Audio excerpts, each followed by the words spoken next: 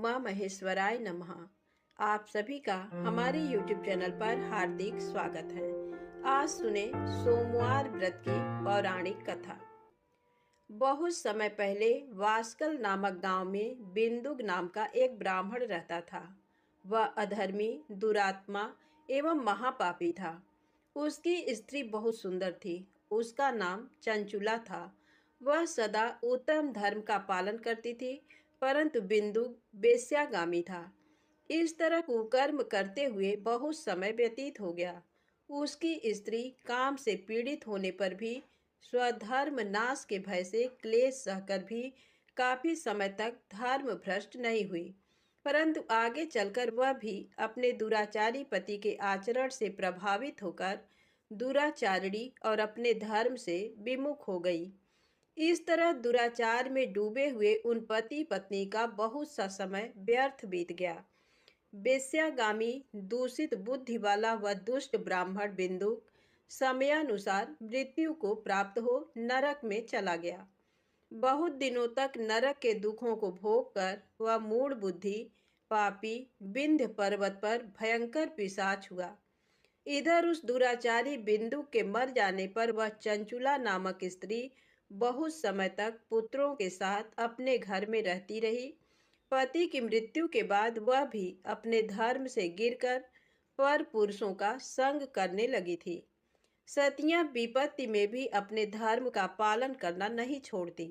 यही तो तप है। तप कठिन तो होता है, लेकिन इसका फल मीठा होता है। एक दिन दैव योग से किसी पुण्य पर्व के आने पर वह अपने भाई बंधुओं के साथ गोकर्ण क्षेत्र में गई। उसने तीर्थ के जल में स्नान किया एवं बंधुजनों के साथ यहाँ वहाँ घूमने लगी। घूमते घूमते वह एक देव मंदिर में गई। वहाँ उसने एक ब्राह्मण के मुख से भगवान शिव की परम पवित्र एवं मंगलकारी कथा सुनी। कथावाचक ब्राह्मण कह रहे थे कि जो स्त्रियां व्यभिचार करती हैं वे मरने के बाद जब यमलोक जाती हैं तब यमराज के दूत उन्हें तरह तरह से यंत्रणा देते हैं। वे उसके कामांगों को तप्त लौह दंडों से दागते हैं। तप्त लौह के पुरुष से उसका संसर्ग कराते हैं। ये सारे दंड इतनी वेदना देने वाले होते हैं कि जीव पुकार पुकार कर कहता है कि अब वह ऐसा नहीं करेगा, लेकिन यमदूत उसे छोड़ते नहीं। कर्मों का फल तो सभी को भोगना पड़ता है। देव ऋषि मनुष्य सभी इससे बंधे हुए हैं। ब्राह्मण के मुख से ये वैराग्य बढ़ाने वाली कथा सुनकर चंचुला भय से व्याकुल हो गई। कथा समाप्त होने पर सभी लोग वहां से चले गए। तब कथा बाँचने वाले ब्राह्मण देवता से चंचुला ने कहा, हे ब्राह्मण, धर्म को न जानने के कारण मेरे द्वारा बहुत बड़ा दुराचार हुआ है। स्वामी, मेरे ऊपर कृपा कर मेरा उद्धार कीजिए। आपके प्रवचन को सुनकर मुझे इस संसार से वैराग्य हो गया है। मुझ मूढ़ चित्त वाली पापिनी को धिक्कार है। मैं निंदा के योग्य हूँ। मैं बुरे विषयों में फंसकर अपने धर्म से विमुख हो गई थी। कौन मुझ जैसी कुमार्ग में मन लगाने वाली पापिनी का साथ देगा? जब यमदूत मेरे गले में फंदा डालकर मुझे बांधकर ले जाएंगे और नरक में मेरे शरीर के टुकड़े करेंगे, तब मैं कैसे उन महायातनाओं को सहन कर पाऊंगी? मैं सब प्रकार से नष्ट हो गई हूँ, क्योंकि अभी तक मैं हर तरह से पाप में डूबी रही हूँ। हे ब्राह्मण, आप मेरे गुरु हैं। आप ही मेरे माता पिता हैं। मैं आपके शरण में आई हूँ। मुझ अबला का अब आप ही उद्धार कीजिए। इस प्रकार विलाप करती हुई चंचुला ब्राह्मण देवता के चरणों में गिर पड़ी। तब ब्राह्मण ने उसे कृपा पूर्वक उठाया और इस प्रकार कहा, नारी, तुम सौभाग्यशाली हो जो भगवान शंकर की कृपा से तुमने वैराग्यपूर्ण ये कथा सुनी। कथा सुनकर समय से अपनी गलती का एहसास कर लिया है। तुम डरो मत और भगवान शिव की शरण में जाओ। उनकी परम कृपा से तुम्हारे सभी पाप नष्ट हो जाएंगे। मैं तुम्हें भगवान शिव की कथा सहित वह मार्ग बताऊंगा जिसके द्वारा तुम्हें सुख देने वाली उत्तम गति प्राप्त होगी। शिव कथा सुनने से तुम्हारी बुद्धि शुद्ध हो गई है और तुम्हें पश्चाताप हुआ है। तथा मन में वैराग्य उत्पन्न हुआ है। पश्चाताप ही पाप करने वाले पापियों के लिए सबसे बड़ा प्रायश्चित है। जो मनुष्य अपने कुकर्म के लिए पश्चाताप नहीं करता, वह उत्तम गति प्राप्त नहीं करता, परंतु जिसे अपने कुकृत्य पर हार्दिक पश्चाताप होता है, वह अवश्य उत्तम गति का भागीदार होता है। इसमें कोई शक नहीं है। शुद्ध चित्त में ही भगवान शिव व पार्वती का वास होता है। वह शुद्धात्मा पुरुष सदा शिव के पद को प्राप्त होता है। इस कथा का श्रवण सभी मनुष्यों के लिए कल्याणकारी है, अतः इसकी आराधना व सेवा करनी चाहिए। हे ब्राह्मण पत्नी, तुम अन्य विषयों से अपने मन को हटाकर भगवान शंकर की इस परम पावन कथा को सुनो। इससे तुम्हारे चित्त की शुद्धि होगी और तुम्हें मोक्ष की प्राप्ति होगी। जो मनुष्य निर्मल हृदय से भगवान शिव के चरणों का चिंतन करता है, उसकी एक ही जन्म में मुक्ति हो जाती है। ये कहकर वे ब्राह्मण चुप हो गए। उनका हृदय करुणा से भर गया। वे ध्यान में मग्न हो गए। ब्राह्मण का ये उपदेश सुनकर चंचुला के नेत्रों में आनंद के आंसू छलक आए। वह हर्ष भरे हृदय से ब्राह्मण देवता के चरणों में गिर गई और हाथ जोड़कर बोली, मैं कृतार्थ हो गई। हे ब्राह्मण, शिव भक्तों में श्रेष्ठ स्वामीन, आप धन्य हैं। आप परमार्थदर्शी हैं और सदा परोपकार में लगे रहते हैं। साधो, मैं नरक के समुद्र में गिर रही हूँ, कृपा कर मेरा उद्धार कीजिए। जिस पौराणिक व अमृत के समान कथा की बात आपने की है, उसे सुनकर ही मेरे मन में वैराग्य उत्पन्न हुआ है। उस अमृतमयी कथा को सुनने के लिए मेरे मन में बड़ी श्रद्धा हो रही है। कृपया आप मुझे उसे सुनाइए। कथा सुनने की इच्छा मन में लिए हुए चंचुला उन ब्राह्मण देवता की सेवा में वहीं रहने लगी। उस गोकर्ण नामक महाक्षेत्र में उन ब्राह्मण देवता के मुख से चंचुला भगवान शिव की भक्ति, ज्ञान और वैराग्य बढ़ाने वाली और मुक्ति देने वाली परम उत्तम कथा सुनकर कृतार्थ हुई। उसका चित्त शुद्ध हो गया। वह अपने हृदय में शिव के सगुण रूप का चिंतन करने लगी। वह सदैव शिव के सच्चिदानंदमय स्वरूप का स्मरण करती थी। तत्पश्चात अपना समय पूर्ण होने पर चंचुला ने बिना किसी कष्ट के अपना शरीर त्याग दिया। उसे लेने के लिए एक दिव्य विमान वहां पहुंचा। ये विमान शोभा साधनों से सजा था एवं शिव गणों से सुशोभित था। चंचुला विमान से शिवपुरी पहुंची। उसके सारे पाप धुल गए। वह दिव्यांगना हो गई। वह गौरांगी देवी मस्तक पर अर्धचंद्र का मुकुट व अन्य दिव्य आभूषण पहने शिवपुरी में पहुंची। वहां उसने सनातन देवता त्रिनेत्रधारी महादेव शिव को देखा। सभी देवता उनकी सेवा में भक्तिभाव से उपस्थित थे। उनकी अंग कांति करोड़ों सूर्यों के समान प्रकाशित हो रही थी। 5 मुख और हर मुख में 3 नेत्र थे। मस्तक पर अर्धचंद्राकार मुकुट शोभायमान हो रहा था। कंठ में नील चिन्ह था। उनके साथ में देवी गौरी विराजमान थी, जो विद्युत पुंज के समान प्रकाशित हो रही थी। महादेव जी की कांति कपूर के समान गौर थी। उनके शरीर पर श्वेत वस्त्र थे तथा शरीर श्वेत भस्म से युक्त था। इस प्रकार भगवान शिव के परम उज्जवल रूप के दर्शन कर चंचुला बहुत प्रसन्न हुई। उसने भगवान को बारंबार प्रणाम किया और हाथ जोड़कर प्रेम, आनंद और संतोष से युक्त हो विनीत भाव से खड़ी हो गई। उसके नेत्रों से आनंदाश्रुओं की धारा बहने लगी। भगवान शंकर व भगवती गौरी उमा ने करुणा के साथ सौम्य दृष्टि से देखकर चंचुला को अपने पास बुलाया। गौरी उमा ने उसे प्रेम पूर्वक अपनी सखी बना लिया। चंचुला सुख पूर्वक भगवान शिव के धाम में उमा देवी की सखी के रूप में निवास करने लगी।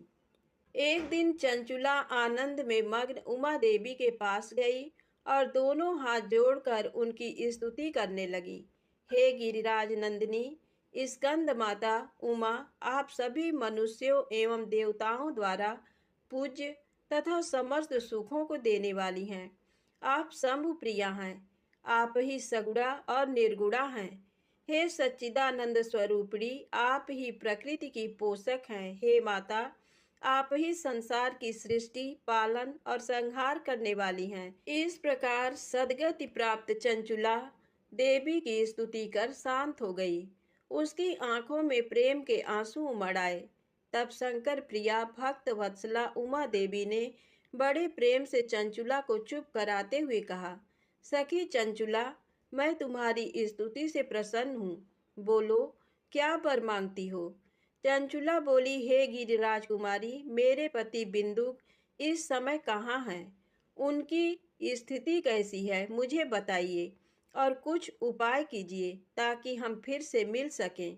हे महादेवी, मेरे पति एक शूद्र जाति वेश्या के प्रति आसक्त थे और पाप में ही डूबे रहते थे। गिरिजा बोली, बेटी, तुम्हारा पति बिंदुक बड़ा पापी था, उसका अंत बड़ा भयानक हुआ। वेश्या का उपभोग करने के कारण वह मूर्ख नरक में अनेक वर्षों तक अनेक प्रकार के दुख भोग कर अब शेष पाप को भोगने के लिए विंध्य पर्वत पर पिशाच की योनि में रह रहा है। वह दुष्ट वहीं वायु पीकर रहता है और सब प्रकार के कष्ट सहता है। गौरी देवी की ये बात सुनकर चंचुला अत्यंत दुखी हो गई। फिर मन को किसी तरह स्थिर करती हुई दुखी हृदय से माँ गौरी से उसने एक बार फिर पूछा, हे महादेवी, मुझ पर कृपा कीजिए और मेरे पापी पति का अब उद्धार कर दीजिए। कृपा करके मुझे वह उपाय बताइए जिससे मेरे पति को उत्तम गति प्राप्त हो सके। गौरी देवी ने कहा, यदि तुम्हारा पति भगवान शिव की पुण्यमयी उत्तम कथा सुने तो वह इस दुर्गति को पार करके उत्तम गति का भागी हो सकता है। अमृत के समान मधुर गौरी देवी का ये वचन सुनकर चंचुला ने दोनों हाथ जोड़कर मस्तक झुकाकर उन्हें बारंबार प्रणाम किया तथा प्रार्थना की कि मेरे पति को भगवान शिव की कथा सुनाने की व्यवस्था कीजिए। ब्राह्मण पत्नी चंचुला के बार बार प्रार्थना करने पर शिव प्रिया गौरी देवी ने भगवान शिव की महिमा का गान करने वाले गंधर्वराज तुम्बुरु को बुलाकर कहा, तुम्बुरो, तुम्हारी भगवान शिव में प्रीति है। तुम मेरे मन की सभी बातें जानकर मेरे कार्यों को सिद्ध करते हो। तुम मेरी इस सखी के साथ विंध्य पर जाओ। वहाँ एक महाघोर और भयंकर पिशाच रहता है। पूर्व जन्म में वह पिशाच बिंदुक नामक ब्राह्मण मेरी इस सखी चंचुला का पति था। वह वेश्यागामी हो गया था। उसने स्नान, संध्या आदि नित्य कर्म छोड़कर अपवित्र रहने लगा। क्रोध के कारण उसकी बुद्धि भ्रष्ट हो गई। दुर्जनों से उसकी मित्रता तथा सज्जनों से द्वेष बढ़ गया था। वह अस्त्र शस्त्र से हिंसा करता, लोगों को सताता और उनके घरों में आग लगा देता था। चांडालों से दोस्ती करता, वह रोज वेश्या के पास जाता था। पत्नी को त्याग कर दुष्ट लोगों से दोस्ती कर उन्हीं के संपर्क में रहता था। वह मृत्यु तक दुराचार में फंसा रहा। मृत्यु के बाद उसे पापियों के भोग स्थान यमपुर ले जाया गया। वहां घोर नरकों को सहकर इस समय वह विंध्य पर पिशाच बनकर रह रहा है और पापों का फल भोग रहा है। तुम उसके सामने परम पुण्यमयी पापों का नाश करने वाली भगवान शिव की दिव्य कथा का प्रवचन करो। इस कथा को सुनने से उसका हृदय सभी पापों से मुक्त होकर शुद्ध हो जाएगा और वह प्रेत योनि से मुक्त हो जाएगा। दुर्गति मुक्त होने पर उस बिंदुक नामक पिशाच को विमान पर बिठाकर तुम भगवान शिव के पास ले आना। माँ उमा का आदेश पाकर गंधर्व राज तुम्बरो प्रसन्नता पूर्वक अपने भाग्य की सराहना करते हुए चंचुला को साथ लेकर विमान से पिशाच के निवास स्थान विंध्य पर्वत पर गया। वहां पहुंचकर उसने उस विकराल आकृति वाले पिशाच को देखा। उसका शरीर विशाल था, उसकी ठोड़ी बड़ी थी। वह कभी हंसता, कभी रोता, कभी उछलता था।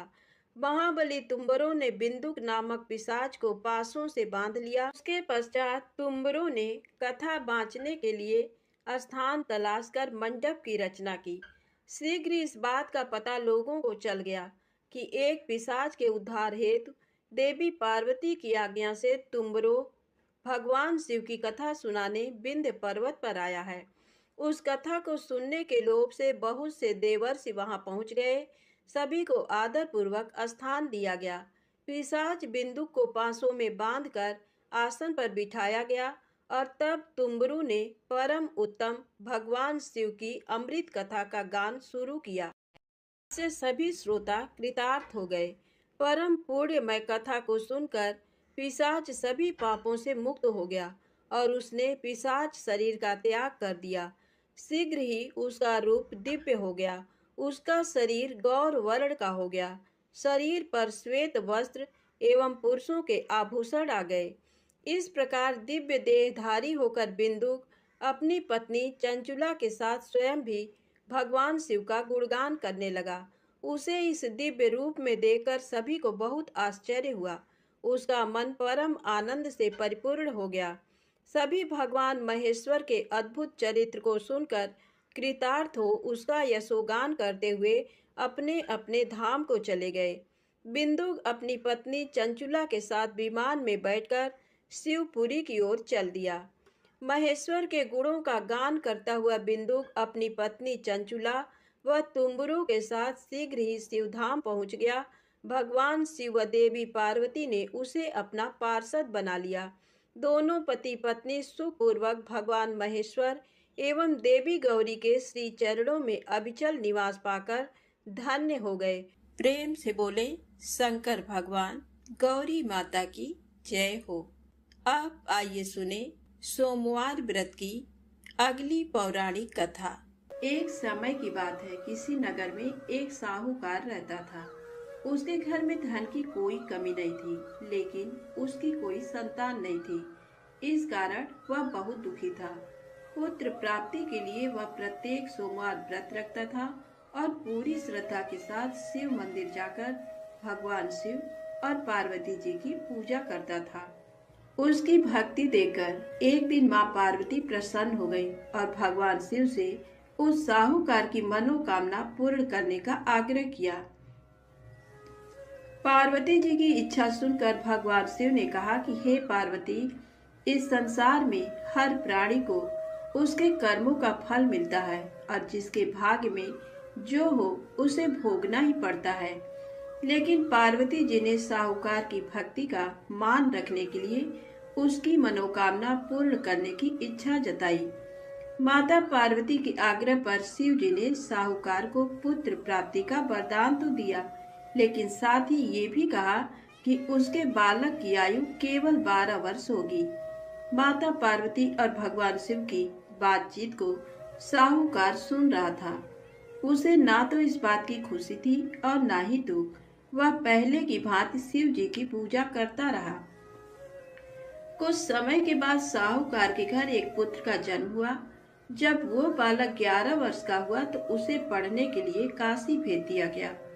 साहूकार ने पुत्र के मामा को बुलाकर उसे बहुत सारा धन दिया और कहा कि तुम इस बालक को काशी विद्या प्राप्ति के लिए ले जाओ और मार्ग में यज्ञ कराना। जहाँ भी यज्ञ कराओ वहाँ ब्राह्मणों को भोजन कराते और दक्षिणा देते हुए जाना।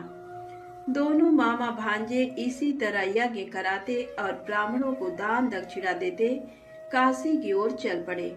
रात में एक नगर पड़ा जहाँ नगर के राजा की कन्या का विवाह था, लेकिन जिस राजकुमार से उसका विवाह होने वाला था वह एक आंख से काना था। राजकुमार के पिता ने अपने पुत्र के काना होने की बात को छुपाने के लिए एक चाल सोची। साहूकार के पुत्र को देखकर उसके मन में एक विचार आया। उसने सोचा क्यों न इस लड़के को दूल्हा बनाकर राजकुमारी से विवाह करा दूं। विवाह के बाद इसको धन देकर विदा कर दूंगा और राजकुमारी को अपने नगर ले जाऊंगा। लड़के को दूल्हे के वस्त्र पहनाकर राजकुमारी से विवाह कर दिया गया। लेकिन साहूकार का पुत्र ईमानदार था। उसे ये बात न्याय संगत नहीं लगी। उसने अवसर पाकर राजकुमारी के चुन्नी के पल्ले पर लिखा कि तुम्हारा विवाह तो मेरे साथ हुआ है, लेकिन जिस राजकुमार के संग तुम्हें भेजा जाएगा वह एक आंख से काना है। मैं तो काशी पढ़ने जा रहा हूँ। जब राजकुमारी ने चुन्नी पर लिखी बातें पढ़ी तो उसने अपने माता पिता को ये बात बताई। राजा ने अपनी पुत्री को विदा नहीं किया, जिससे बारात वापस चली गई। दूसरी ओर साहूकार का लड़का और उसका मामा काशी पहुंचे और वहां जाकर उन्होंने यज्ञ किया। जिस दिन लड़के की आयु 12 साल की हुई, उसी दिन यज्ञ रखा गया। लड़के ने अपने मामा से कहा कि मेरी तबीयत कुछ ठीक नहीं है। मामा ने कहा कि तुम अंदर जाकर सो जाओ। शिव जी के वरदान के अनुसार कुछ ही देर में उस बालक के प्राण निकल गए। मृत भांजे को देख उसके मामा ने विलाप शुरू किया। संयोगवश उसी समय शिव जी और माता पार्वती उधर से जा रहे थे। पार्वती ने भगवान से कहा, स्वामी, मुझे इसके रोने के स्वर सहन नहीं हो रहा है। आप इस व्यक्ति के कष्ट को अवश्य दूर करें। जब शिव जी मृत बालक के समीप गए तो वह बोले कि ये उसी साहूकार का पुत्र है जिसे मैंने 12 वर्ष की आयु का वरदान दिया। अब इसकी आयु पूरी हो चुकी है। लेकिन मातृभाव से विभोर माता पार्वती ने कहा कि हे महादेव, आप इस बालक को और आयु देने की कृपा करें, अन्यथा इसके वियोग में इसके माता पिता भी तड़प तड़प कर मर जाएंगे। माता पार्वती के आग्रह पर भगवान शिव ने उस लड़के को जीवित होने का वरदान दिया। शिव जी की कृपा से वह लड़का जीवित हो गया। शिक्षा समाप्त करके लड़का मामा के साथ अपने नगर की ओर चल दिया। दोनों चलते हुए उसी नगर में पहुंचे जहां उसका विवाह हुआ था। उस नगर में भी उन्होंने यज्ञ का आयोजन किया। उस लड़के के ससुर ने उसे पहचान लिया और महल में ले जाकर उसकी खातिरदारी की और अपनी पुत्री को विदा किया। इधर साहूकार और उसकी पत्नी भूखे प्यासे रहकर बेटे की प्रतीक्षा कर रहे थे। उन्होंने प्रण कर रखा था कि यदि उन्हें अपने बेटे की मृत्यु का समाचार मिला तो वह भी प्राण त्याग देंगे। परंतु अपने बेटे के जीवित होने का समाचार पाकर वह बेहद प्रसन्न हुए। उसी रात भगवान शिव ने व्यापारी के स्वप्न में आकर कहा, हे श्रेष्ठी, मैंने तेरे सोमवार के व्रत करने और व्रत कथा सुनने से प्रसन्न होकर तेरे पुत्र को लंबी आयु प्रदान की है। इसी प्रकार जो कोई सोमवार व्रत करता है या कथा सुनता और पढ़ता है, उसके सभी दुख दूर होते हैं और समस्त मनोकामनाएं पूर्ण होती हैं। प्रेम से बोले शंकर भगवान की जय हो। अब आइए सुने भगवान शिव की दूसरी कथा, बैजू के भोले बाबा बैजनाथ। बैजू निहायत ही सीधा और सरल इंसान सवेरे शाम जानवर चराता और बाकी का समय मंदिर की साफ सफाई में। एक बार पुजारी बाबा 2 महीने के लिए तीर्थ पे जा रहे थे। बैजू को बुलाया और कहा, बैजू, मंदिर की सारी जिम्मेदारी तुम्हारे ऊपर है और एक बार भोलेनाथ को भोग लगाए बिना खुद भोजन मत ग्रहण करना। बैजू दूसरे दिन नहा धो के जैसे तैसे बन पड़ा।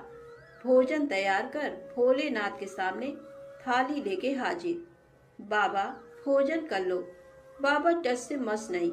सवेरे से शाम हो गई, ना बाबा ने भोजन ग्रहण किया और ना ही बैजू ने। 2-3 दिन यही सिलसिला चला। चौथे दिन बैजू का धीरज टूट गया। पास पड़ी लाठी उठाई और जकड़ दिया शिवलिंग पे। तत्काल भोलेनाथ हाजिर, पीठ मलते हुए। बोलो बैजू, क्या बात है?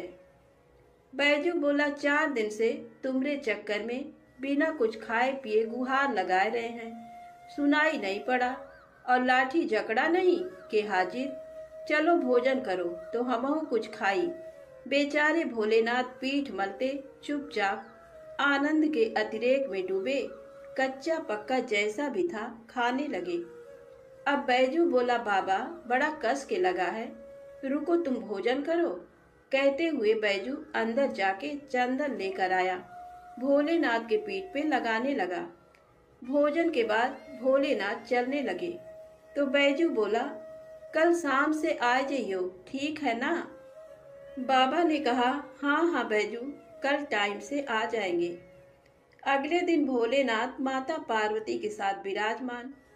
बैजू बोला, बाबा, ये कौन है आपके साथ? तब बाबा ने कहा, तुम्हारी अम्मा है, माता अन्नपूर्णा। बैजू ने कहा, आओ आओ अम्मा। तुरंत बेचारा भाग के दरी ले आया, बिछाया, अंदर से 2 थाली में भोजन लेके हाजिर। बाबा ने पूछा, बैजू, तुम्हारे लिए भोजन बचा है ना? बैजू क्या बताता, बोला, हाँ बाबा, चिंता ना करो, बहुत है। आनंद में डूबे अश्रुपूरित नेत्रों से भोजन खत्म किया। तीसरे दिन फिर माता पार्वती के साथ विराजमान, वो भी समय से पहले। बैजू हकबकाया, बाबा आज इतनी जल्दी? माता पार्वती मुस्कुराई, बोली बैजू आज खाना मैं बनाऊंगी। लाख मना करने के बावजूद बैजू की एक ना चली। माता पार्वती ने भोजन तैयार किया और 3 थाली में सजा के ले आई। भोजन शुरू। बैजू ने तो जिंदगी में ऐसा स्वादिष्ट भोजन किया न था, लेकिन भगवान शिव, वही भाव व प्रेम के भूखे भोलेनाथ ने पार्वती मैया से कहा, शिवा। माता ने कहा, हाँ स्वामी, आज भोजन में आनंद नहीं आ रहा है। माता की आंखों से आंसू निकल रहे थे। सच स्वामी, ना वो स्वाद है ना वो रस। धन्य है माता अन्नपूर्णा, जिनके नाम मात्र से भोजन में मिठास बढ़ जाए। उनको खुद का बनाया भोजन बेस्वाद लग रहा था। दो का भोग सामग्री और कहाँ 3 आदमी का भोजन। बेचारे बैजू को अपने जानवर तक बेच देने पड़े। किन्हीं कारणवश पुजारी बाबा बजाय 2 महीनों के 1 महीने के अंदर ही तीर्थ से वापस आ गए। पुजारी बाबा ने बैजू को बुलाया और कहा, बैजू, भोलेनाथ को समय से भोग लगाता था ना? बैजू ने कहा, हाँ पुजारी बाबा, पर बाबा तुम तो कहत रहे हो कि वो अकेले आएंगे, पर वो तो माता अन्नपूर्णा के साथे आवत रहे और दोनों जने कस के भोजनों करत रहे। हमका आपन जानवर तक बेचे के पड़ा। पुजारी बाबा अपलक बैजू को निहार रहे थे। जानते थे कि ये झूठ बोल नहीं सकता। तो क्या भोलेनाथ माता पार्वती के साथ आते थे? तब बाबा ने कहा, बैजू आज तुम फिर भोग लगाओ, देखें कौन कौन आता है। बैजू बेचारा समय से भोजन लेके हाजिर। बुलाना शुरू। काहे को भोलेनाथ आए? बुलाते बुलाते थक गया, पर ना भोलेनाथ को आना था ना वो आए। बाबा, बाबा, लाठी ना उठाऊंगा, चाहे तुम आओ या न आओ, लाठी ना उठाऊंगा बाबा, लाठी ना उठाऊंगा। बस शिवलिंग पकड़ के रोए जा रहा था और यही बोल रहा था, बाबा लाठी ना उठाऊंगा। तभी अचानक आवाज आई, बैजू आंखें खोलो बैजू, हम आ गए, आंखें खोलो बैजू। सामने ही माता पार्वती और भोलेनाथ विराजमान थे। लिपट गया चरणों में। माँ, बाबा, जो आज तुम न आते तो जान दे देता मैं अपनी। भोलेनाथ ने बैजू को हृदय से लगाया। बोले, बैजू बेमोल विज्ञा तेरे हाथों में। सुन, आज से मुझसे पहले लोग तेरा नाम लेंगे, फिर मेरा। आगे बैजू, पीछे नाथ, बैजनाथ। तो प्रेम से बोले, बाबा बैजनाथ जी की जय हो। आइए सुने भगवान शिव और माता पार्वती की अगली पौराणिक कथा। एक समय की बात है, जब राम जी वनवास खत्म होने के बाद राज सिंहासन पर बैठे थे। उस समय माता पार्वती और भोलेनाथ पृथ्वी पर भ्रमण कर रहे थे। तो भोलेनाथ ने देखा कि राम जी के दादाजी का श्राद्ध का भंडारा हो रहा है। तब भगवान भोलेनाथ जी ने सोचा कि चलो मैं भी राम जी के घर चलता हूँ, इसी बहाने राम जी का दर्शन भी कर लूंगा। तो भोलेनाथ ने माता पार्वती से कहा, हे गौरा, तुम कैलाश धाम में जाओ और हमारे लिए भोजन बनाओ, मैं थोड़ी देर में आता हूँ।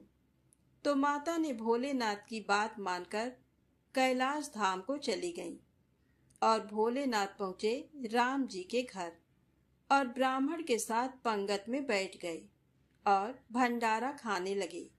सभी ब्राह्मण को माता जानकी जी ने पेट भर भोजन खिलाया। उसके बाद सभी ब्राह्मण उठकर चले गए, लेकिन भोलेनाथ बैठे रहे। तब माता जानकी ने लक्ष्मण जी की धर्म पत्नी माता उर्मिला से बोला, सभी ब्राह्मण चले गए? तो माता उर्मिला बोली, सभी ब्राह्मण उठकर चले गए हैं, केवल एक ही बैठा है। तो माता जानकी जी बोली, अच्छा कोई बात नहीं, थोड़ा भूखा होगा, इसे और भोजन खिला दो। तब माता सीता और माता उर्मिला सभी सखियां भोलेनाथ को भर पेट खाना खिलाने लगी। भोलेनाथ खाते गए, लेकिन भोलेनाथ की भूख न शांत हुई और वे भोजन खाते ही गए। माता जानकी के रसोई का सारा सामान खत्म हो गया, लेकिन भोलेनाथ उठे नहीं। तो माता सीता जल लेकर भोलेनाथ के पास गईं और बोली, बाबा पानी पी लीजिए। तब भोलेनाथ बोले कि जब आधा भोजन कर लूंगा तो पानी पी लूंगा। अब माता सीता सोचने लगी कि लो, अभी तो आधा भी नहीं हुआ है। माता जानकी ने फिर से सामान मंगवाकर उन्हें भर पेट भोजन खिलाया, लेकिन भोलेनाथ रुकने का नाम ही नहीं ले रहे थे। इतनी देर में माता कैकेयी आ गईं और बोली, क्या हुआ बेटी, तुम लोग परेशान लग रही हो। तो जानकी माता बोली, माता सभी ब्राह्मण उठकर चले गए, केवल एक यही बचा है जो उठने का नाम ही नहीं ले रहा है। अब मैं क्या करूं। तो माता कैकेयी ने फिर से सामान मंगाया। इतने में भोलेनाथ ने आवाज लगाई, लेते आओ माता, बहुत जोर की भूख लगी है। तो माता जानकी जी बोली, बाबा अभी तो आटा सना है, थोड़ी पूरी पका लूं, फिर लेकर आती हूँ। तब भोलेनाथ जी बोले, आटा ही लेते आओ। अब तो भोलेनाथ ने सब आटा दाल चावल रसोई घर में जाने से पहले ही उसे खत्म कर देते। माता सीता हार कर दौड़ी दौड़ी राम जी के पास गईं। तो राम जी बोले, क्या हुआ जानकी, इतनी परेशान क्यों हो। तब माता सीता बोली, सभी ब्राह्मण उठकर चले गए हैं, केवल एक ऐसा ब्राह्मण बैठा है जो सब भंडारे को खाली करे दे रहा है। राशन मंगवा कर लाओ तो रसोई में जाने से पहले ही बोरी को ही खत्म कर देता है। तो राम जी बोले, चलो मैं देखता हूँ कि कौन ऐसा है। राम जी गए तो देखते ही पहचान गए कि ये तो मेरे भोलेनाथ हैं। राम जी ने मन ही मन भोलेनाथ को प्रणाम किया और बोला, जानकी इनको कोई नहीं खिला सकता, इनको तो अन्नपूर्णा ही खिला सकती हैं। और राम जी ने मन ही मन माता पार्वती जी का आवाहन किया। तब माता पार्वती जी प्रकट होकर बोली, क्या हुआ श्री राम जी, आपने मुझे क्यों याद किया। तो श्री राम जी बोले, माता ये बाबा तो उठने का नाम ही नहीं ले रहे हैं, जरा देखिए तो। माता पार्वती जी बोली, किन्होंने तो कहा था कि पार्वती तुम कैलाश पर खाना बनाओ, दोनों साथ में खाएंगे, और स्वामी स्वयं यहाँ पर भोजन कर रहे हैं। तो माता पार्वती जी बोली, मैं देखती हूँ, रुको। और माता ने एक लड्डू भोलेनाथ जी की थाली में रख दिया। भोलेनाथ उस लड्डू को खाने लगे। अब तो भोलेनाथ खाते गए, लेकिन लड्डू खत्म ही नहीं हो रहा था। भोलेनाथ ने सोचा, ये लड्डू खत्म क्यों नहीं हो रहा है, और ये तो जाना पहचाना लड्डू लग रहा है। भोलेनाथ जी ने सोचा कि ये कौन सा लड्डू माता सीता उन्हें खिला रही हैं। तब उन्होंने नजर उठाकर माता सीता को देखना चाहा। तब सामने माथे पर लाल बिंदी लगाए स्वयं अन्नपूर्णा माता पार्वती खड़ी थीं। माता बोली, और कितने लड्डू रख दूं। माता पार्वती को देखते ही भोलेनाथ बोले, बस हो गया, और मेरा पेट भी भर गया है। भोलेनाथ उठ गए और सीताराम जी ने भोलेनाथ और माता पार्वती जी का बहुत बहुत आदर सत्कार किया। तब भगवान भोलेनाथ ने प्रसन्न होकर माता जानकी को अखंड सौभाग्यवती होने का वरदान दिया और दोनों जन अंतर ध्यान हो गए। तो प्रेम से बोले, शंकर पार्वती भगवान की जय। आइए सुने भगवान शिव माता पार्वती की अगली पौराणिक कथा। एक बार माता पार्वती ने भगवान शिव से कहा कि प्रभु, मैंने पृथ्वी पर देखा है कि जो व्यक्ति पहले से ही अपने प्रारब्ध से दुखी है आप उसे और ज्यादा दुख प्रदान करते हैं, और जो सुख में है आप उसे दुख नहीं देते हैं। भगवान ने इस बात को समझाने के लिए माता पार्वती को धरती पर चलने के लिए कहा, और दोनों ने इंसानी रूप में पति पत्नी का रूप लिया और एक गांव के पास डेरा जमाया। शाम के समय भगवान ने माता पार्वती से कहा कि हम मनुष्य रूप में यहाँ आए हैं, इसलिए यहाँ के नियमों का पालन करते हुए हमें यहाँ भोजन करना होगा। इसलिए मैं भोजन की सामग्री की व्यवस्था करता हूँ, तब तक तुम भोजन बनाओ। जब भगवान के जाते ही माता पार्वती रसोई में चूल्हे को बनाने के लिए बाहर से ईंटें लेने गईं और गांव में कुछ जर्जर हो चुके मकानों से ईंटें लाकर चूल्हा तैयार कर दिया। चूल्हा तैयार होते ही भगवान वहां पर बिना कुछ लाए ही प्रकट हो गए। माता पार्वती ने उनसे कहा, आप तो कुछ लेकर नहीं आए, भोजन कैसे बनेगा? भगवान बोले, पार्वती अब तुम्हें इसकी जरूरत नहीं पड़ेगी। भगवान ने माता पार्वती से पूछा कि तुम चूल्हा बनाने के लिए इन ईंटों को कहाँ से लेकर आई? तो माता पार्वती ने कहा, प्रभु इस गांव में बहुत से ऐसे घर भी हैं जिनका रख रखाव सही ढंग से नहीं हो रहा है। उनकी जर्जर हो चुकी दीवारों से मैं ईंटें निकाल कर ले आई। भगवान ने फिर कहा, जो घर पहले से खराब थे तुमने उन्हें और खराब कर दिया। तुम ईंटें उन सही घरों की दीवार से भी तो ला सकती थी। तब माता पार्वती बोली, प्रभु उन घरों में रहने वाले लोगों ने उनका रखरखाव बहुत सही तरीके से किया है और वो घर सुंदर भी लग रहे हैं। ऐसे में उनकी सुंदरता को बिगाड़ना उचित नहीं होता। भगवान बोले, पार्वती यही तुम्हारे द्वारा पूछे गए प्रश्न का उत्तर है। जिन लोगों ने अपने घर का रखरखाव अच्छी तरह से किया है, यानी सही कर्मों से अपने जीवन को सुंदर बना रखा है, उन लोगों को दुख कैसे हो सकता है? मनुष्य के जीवन में जो भी सुखी है वो अपने कर्मों के द्वारा सुखी है, और जो दुखी है वो अपने कर्मों के द्वारा दुखी है।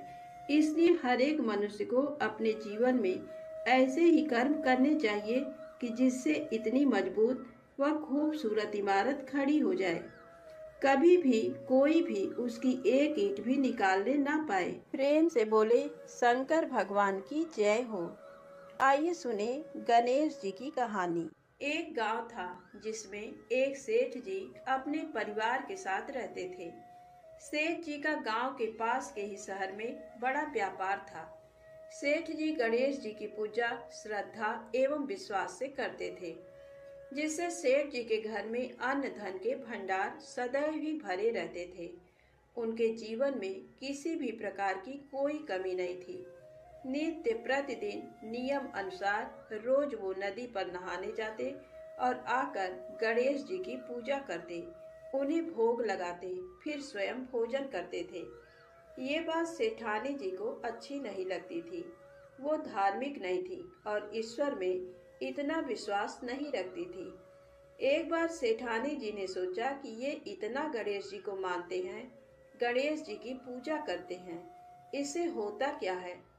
आज तो देखती हूँ वो कैसे गणेश जी की पूजा करते हैं। अगले दिन जब सेठ जी नदी पर नहाने जाते हैं तो सेठानी जी गणेश जी की मूर्ति को उठाकर मूर्ति को कपड़े से ढककर बगीचे में जमीन में दबा देती हैं। जब सेठ जी नदी पर से नहाकर घर आते हैं और देखते हैं कि गणेश जी की मूर्ति तो मंदिर में नहीं है, तो वो सेठानी से पूछते हैं, गणेश जी की मूर्ति मंदिर में नहीं है, कहाँ गई? तो सेठानी जी बोलती है, मुझे नहीं मालूम, मूर्ति को घर में बहुत ढूंढते हैं उस दिन, क्योंकि वो गणेश जी को भोग नहीं लगा पाए थे। इसके लिए सेठ जी ने अन्न जल का भी त्याग कर दिया और गणेश जी से प्रार्थना करने लगे कि हे प्रभु, लगता है आप मुझसे रुष्ट हो गए हो और कहीं चले गए हो। आप अपनी कृपा दृष्टि मुझ पर बरसाइए, प्रभु मुझे दर्शन दीजिए। सेठ जी ने मन ही मन सोचा कि अब से जब तक आप मुझे मिल नहीं जाते, मुझे दर्शन नहीं दे देते, तब तक मैं अन्न जल का त्याग करता हूँ। वो दिन पूरा निकल गया। रात्रि में सेठ जी की भक्ति से प्रसन्न होकर गणेश जी भगवान ने स्वप्न में भगवान एक छोटे से चूहे के साथ खेल रहे होते हैं और चूहे को खाने को लड्डू देते हैं। चूहा लड्डू लेकर बगीचे में जाता है और जमीन को खोदता है और लड्डू वहीं डाल देता है। अचानक सेठ जी की नींद खुल जाती है। सेठ जी बगीचे में जाते हैं और वहीं खोदते हैं जहां उन्होंने सपने में देखा था, और वहीं से उनको थोड़ी सी जमीन खोदने पर कपड़े में लिपटे हुए गणेश जी की मूर्ति मिलती है। सेठ जी गणेश जी की मूर्ति की पूजा करके उनको यथास्थान स्थापित करते हैं और सेठानी के पूछने पर सारा वृत्तांत उन्हें सच सच बताते हैं। बात को जानकर सेठानी जी को आश्चर्य होता है और सेठानी जी मन ही मन श्रद्धा एवं विश्वास से गणेश जी भगवान की भक्त बन जाती हैं और सेठ जी से कहती हैं कि मुझसे बड़ा भारी अपराध हो गया है। अब हम दोनों पति पत्नी प्रेम सहित गणेश जी भगवान की आराधना करेंगे एवं उनकी पूजा में कभी कोई कमी नहीं आने देंगे। ये सुनकर सेठ जी अत्यधिक प्रसन्न हो जाते हैं और दोनों पति पत्नी गणेश जी भगवान को धन्यवाद करते हैं। प्रेम से बोले गणेश जी महाराज की जय हो।